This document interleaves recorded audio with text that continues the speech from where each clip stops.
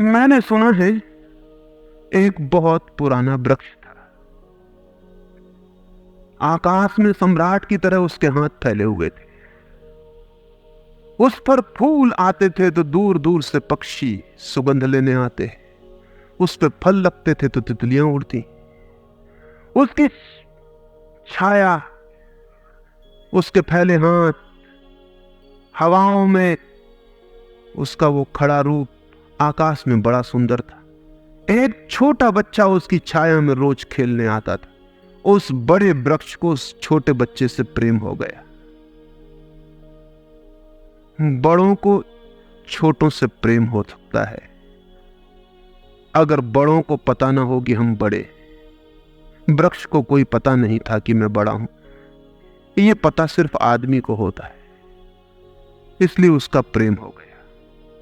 अहंकार हमेशा अपने से बड़ों को प्रेम करने की कोशिश करता है।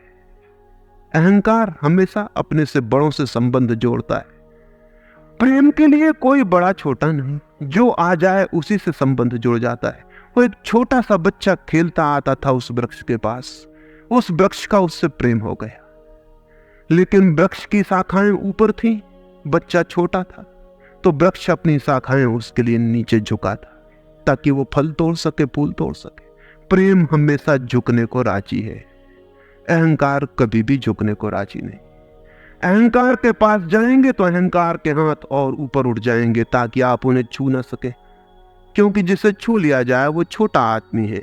जिसे न छुआ जा सके, दूर सिंहासन पर दिल्ली में हो, वो आदमी बड़ा आदमी है। वो वृक्ष के शाखाएं नीचे झुकाती जब वो बच्चा खेलता हुआ आता, और जब बच्चा उसके फूल तोड़ लेता तो वो वृक्ष बहुत खुश होता। उसके प्राण आनंद से भर जाते। प्रेम जब भी कुछ दे पाता है तब खुश हो जाता है। अहंकार जब भी कुछ ले पाता है तभी खुश होता है। फिर वो बच्चा बड़ा होने लगा। वो कभी उसकी छाया में सोता, कभी उसके फल खाता, कभी उसके फूलों का ताज बना के पहनता और जंगल का सम्राट हो जाता। प्रेम के फूल जिसके पास भी बरसते हैं वही सम्राट हो जाता है, और जहां भी अहंकार गिरता है वहीं सब अंधकार हो जाता। आदमी दीन और दरिद्र हो जाता है। वो लड़का फूलों का ताज पहनता और नाचता, और वृक्ष बहुत खुश होता। उसके प्राण आनंद से भर जाते, हवाएं सनसनाती और वो गीत गाता। फिर लड़का और बड़ा हुआ। वो वृक्ष के ऊपर भी चढ़ने लगा, वो उसकी शाखाओं से झूलने भी लगा, वो उसकी शाखाओं पर विश्राम भी करता, और वृक्ष बहुत आनंदित होता। प्रेम आनंदित होता है जब प्रेम किसी के लिए छाया बन जाता है। अहंकार आनंदित होता है जब किसी की छाया छीन लेता है। लेकिन लड़का बड़ा होता चला गया, दिन बढ़ते चले गए। जब लड़का बड़ा हो गया तो उसे और दूसरे काम भी दुनिया में आ गए। महत्वाकांक्षाएं आ गईं, उसे परीक्षाएं पास करनी थी, उसे मित्रों को जीतना था। और फिर कभी कभी आता, कभी नहीं भी आता, लेकिन वृक्ष उसकी प्रतीक्षा करता कि वो आए, वो आए। उसके सारे प्राण पुकारते कि आओ आओ। प्रेम निरंतर प्रतीक्षा करता है कि आओ आओ। प्रेम एक प्रतीक्षा है, एक अवेटिंग। लेकिन वो कभी आता, कभी नहीं आता, तो वृक्ष उदास हो जाता। प्रेम की एक ही उदासी है, जब वो बांट नहीं पाता तो उदास हो जाता है, जब वो दे नहीं पाता तो उदास हो जाता है।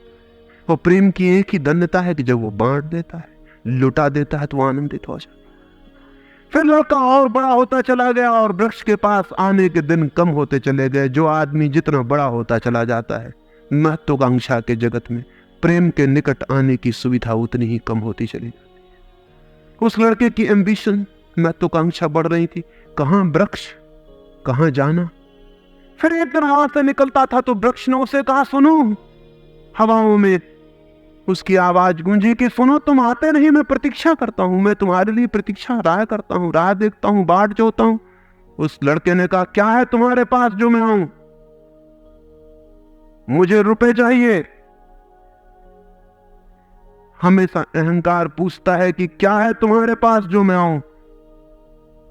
अहंकार मांगता है कि कुछ हो तो मैं आऊं, ना कुछ हो तो आने की कोई जरूरत नहीं।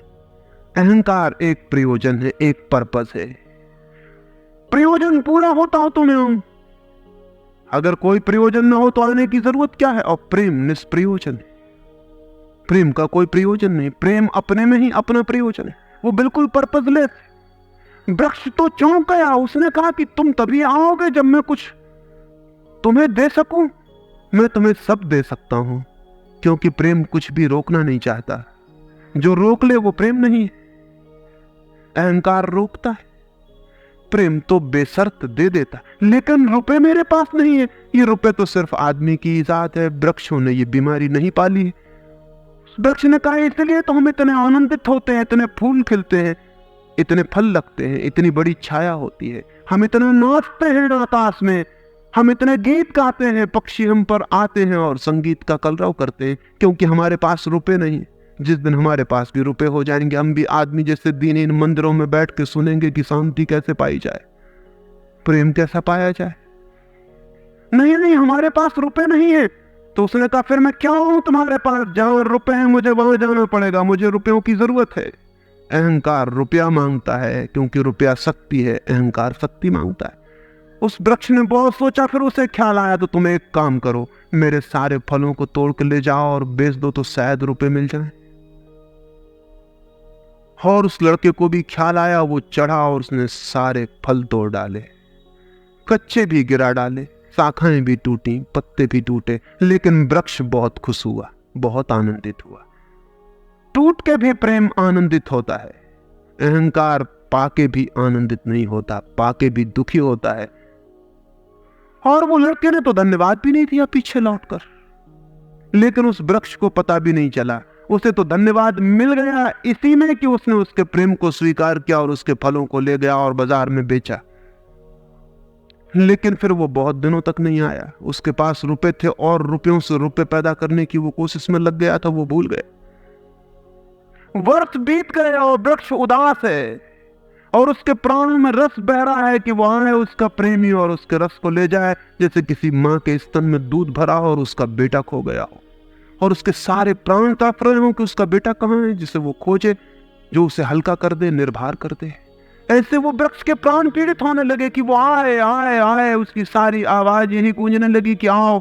बहुत दिनों बाद वो आया, वो लड़का तो प्रौढ़ हो गया था। वृक्ष ने उससे कहा कि आओ मेरे पास, मेरे आलिंगन में आओ। उसने कहा छोड़ो ये बकवास, ये बचपन की बातें हैं। अहंकार प्रेम को पागलपन समझता है, बचपन की बातें समझता है। उस वृक्ष ने कहा आओ मेरी डालियों से झूलो, नाचो। उनका छोड़ो ये फिजूल की बातें, मुझे एक मकान बनाना है, मकान दे सकते हो तुम? वृक्ष ने कहा मकान? हम तो बिना मकान के ही रहते हैं, मकान में तो सिर्फ आदमी रहता है, दुनिया में और कोई मकान में नहीं रहता, सिर्फ आदमी रहता है। सो देखते हो आदमी की हालत, मकान में रहने वाले आदमी की हालत, उसके मकान जितने बड़े होते जाते हैं आदमी उतना छोटा होता चला जाता। हम तो बिना मकान के रहते हैं। लेकिन एक बात हो सकती है कि तुम मेरी शाखाओं को काट के ले जाओ तो शायद तुम मकान बना लो।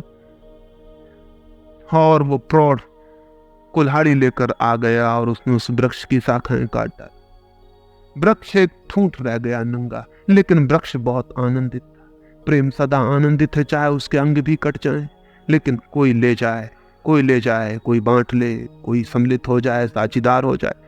और उस लड़के ने तो पीछे लौट के भी नहीं देखा, उसने मकान बना ली। और वक्त गुजरता गया, वो ठूंठ राह देखता, वो चिल्लाना चाहता, लेकिन अब उसके पास पत्ते भी नहीं थे, शाखाएं भी नहीं थी, हवाएं आती और वो बोल भी ना पाता, बुला भी ना पाता। लेकिन उसके प्राणों में तो एक ही गूंज थी कि आओ आओ। और बहुत दिन बीत गए, तब वो बूढ़ा आदमी हो गया था। वो बच्चा, वो निकल रहा था पास से, वृक्ष के पास आके खड़ा हो गया।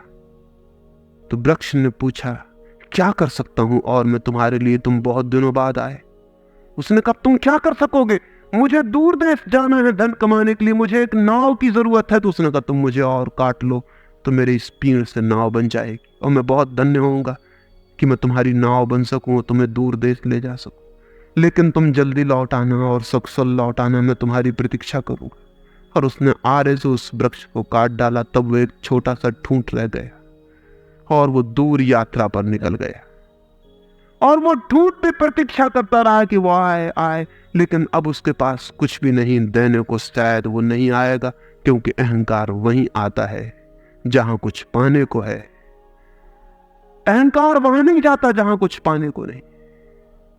मैं उस ठूंठ के पास एक रात मेहमान हुआ था, तो वो ठूंठ मुझसे बोला कि वो मेरा मित्र अब तक नहीं आया। और मुझे बड़ी पीड़ा होती, कहीं नाव डूब ना गई हो, कहीं वो भटक ना गया हो, कहीं किसी दूसरे किनारे पर विदेश में कहीं भूल ना गया हो, कहीं वो डूब ना गया हो, कहीं वो समाप्त ना हो गया हो। एक खबर मुझे भर कोई ला दे, अब मैं मरने के करीब हूं, एक खबर भर आ जाए कि वो सकुशल है, फिर कोई बात नहीं, फिर सब ठीक है। अब तो मेरे पास देने को कुछ भी नहीं है, इसलिए बुलाऊं भी तो शायद वो नहीं आएगा, क्योंकि वो लेने की ही भाषा समझता है। अहंकार लेने की भाषा समझता है, प्रेम देने की भाषा है। इससे ज्यादा और कुछ मैं नहीं कहूंगा। जीवन एक ऐसा वृक्ष बन जाए और उस वृक्ष की शाखाएं अनंत तक फैल जाएं, सब उसकी छाया में हो और सब तक उसकी बाहें फैल जाए, तो पता चल सकता है कि प्रेम क्या है। प्रेम का कोई शास्त्र नहीं है, न कोई परिभाषा है, न प्रेम का कोई सिद्धांत। तुम बहुत हैरानी में था कि क्या कहूंगा आपसे कि प्रेम क्या है, तो बताना मुश्किल है। आ तो बैठ सकता हूं, अगर मेरी आंखों में दिखाई पड़ जाए तो दिखाई पड़ सकता है, अगर मेरे हाथों में दिखाई पड़ जाए तो दिखाई पड़ सकता है। मैं कह सकता हूं लेकिन प्रेम क्या है? अगर मेरी आंखों में दिखाई पड़े, मेरे हाथ में दिखाई पड़े, तो शब्दों से बिल्कुल भी दिखाई नहीं पड़ सकता है कि प्रेम क्या है।